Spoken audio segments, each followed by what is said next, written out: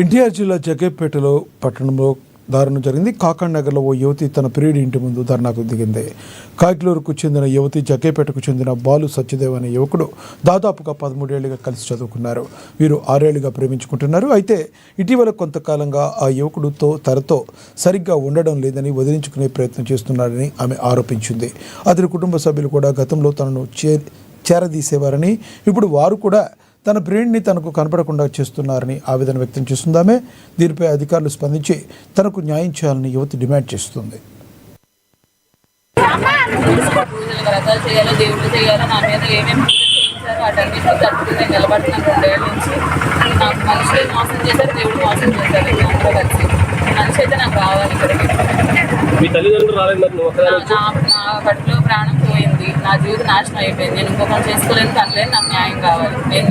నేనే చచ్చిపోయి నా కుటుంబమే నాశనం అయిపోకూడదు కానీ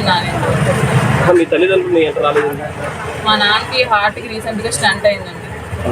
మా నాన్న ఏంటంటే నాకు 99 మార్కులు 1 మార్కు రాకపోయినా నీదే తప్పు అంటారు.